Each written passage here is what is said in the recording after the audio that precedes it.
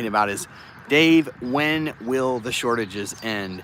So today I want to talk about a couple of things. I want to address that topic head on. When will the shortages, especially for Zepbound, end?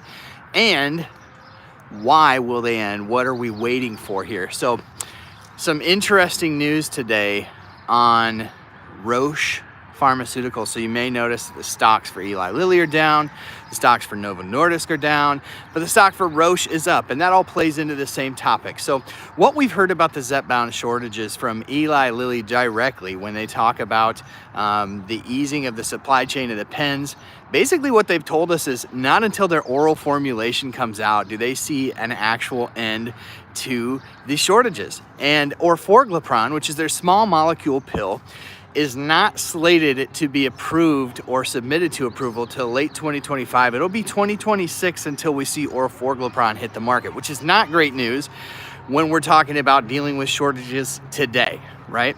So the answer to when the shortages for Zepbound will end, this isn't coming from me. This is coming directly from Novo Nordisk. Hey, Sabrina, how are you today? The shortages are going to end probably around 2026, and even then they're going to have to really scale fast. Now the good news is that Eli Lilly has told us directly that they're already building the infrastructure to manufacture orforglipron. When you think about the pill versions of GLP-1s, there's two basic things that we're looking at, right? One is the efficacy. We need pills that are as strong as the injectables. We also need pills that can serve as good maintenance drugs, because by the time we get to 2026, many of you are going to be on maintenance. Many of you are going to be looking for perhaps something a little bit easier than a weekly shot, something you don't have to refrigerate. So the pills are going to be really great for that, but they don't require cold storage. So when you talk about scaling globally and the fact that obesity is a global problem, not just a United States problem, pills are going to be a major player in the supply chain and accessibility to GLP-1s. So we talked about the efficacy, we talked about the scalability. Those are the two big reasons why orals are sort of the future. So when we talk about Eli Lilly and Novo Nordisk sliding today and Roche being up, you'll have to check out the article that I did back in May from onthepen.com. Roche Pharmaceuticals acquired a company called Karma, and in that deal they acquired basically three obesity medications, and one of them was this CT-199. The really interesting thing about this is a small molecule pill, and it's only in phase 1 trial. So we talked about orforglipron hitting the market in 2026. We're talking about 2029 probably for this medication. So it's way out on the horizon, but it's one of many that are out there. And today what we heard from Roche is with this particular molecule, people lost an average of about 6% weight of their body weight in just 4 weeks. 6% in 4 weeks, and that is placebo adjusted, which means that whatever people lost on placebo, they subtracted that out of what the average weight loss was for this pill. So it's more likely that you saw around 8% probably. It seems to be about 2% in that same time frame when I look at the other clinical trials for the other medications. So we're talking about a pill version, a once daily pill version that is going to have the efficacy of some of the best injectables that are out there. I don't know that we have Tirzepatide data at 4 weeks, but we do at 26 weeks, and I believe 26 weeks was right around 8% to 12% depending on dose. And so you're seeing these movements in these oral formulations, and when you talk about the stock market, it's all speculative. Like, what can these companies provide down the line that might provide value today to invest in tomorrow?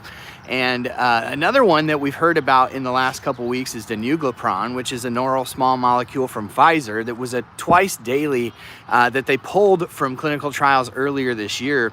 They've reformulated that so you can take it once daily, and they were worried about liver enzymes with that one, but that's another small molecule that's now ramping up trials again. You'll see really good results, I'm sure, with danuglipron as well.